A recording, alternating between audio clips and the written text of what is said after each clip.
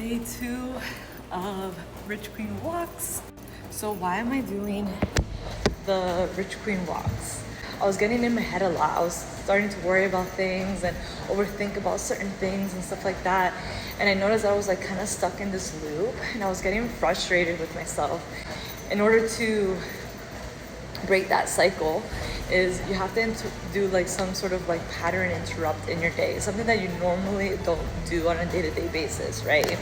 And another thing that I wanted to add to that is like also listen to your intuitive nudges. I've been having this intuitive nudge to do these Rich Queen walks, like avoiding it for a while. So this is my sign, my soul literally telling me like these are the things that you need to do to start aligning more, tuning into that to your highest timeline, right? Moment for me to reframe those negative self-talks. And this is about self-awareness. It's not about running away from your feelings or anything like that. This is about knowing that those negative self-talk, that inner critic that comes up and that sometimes can get pretty loud, is not the truth of who you are.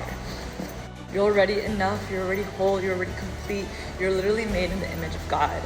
And sometimes our human self can forget that in the day-to-day, and different challenges that may come up throughout our day may kind of sway us a little bit. And that's why the practice of renewing your mind is so important. And so this action that I'm taking for the next 30 days is me stepping into that version of myself. It's me embodying that version of myself. Of like, I would wake up feeling, confident in myself. I would wake up feeling energized. I would wake up feeling uplifted and excited to take care of myself. And I would wake up with a strong, healthy mindset. A lot of times what happens when we're in that negative mindset, like we only see problems, right? We don't really see solutions because our mind is fogged up by the negative self-talk. And then a lot of times, like, we don't even realize that we're actually surrounded by so much abundance. We're surrounded by so many miracles and blessings in our lives. But because we're in that negative self-talk, we are unable to see it. We're unable to perceive it and receive it.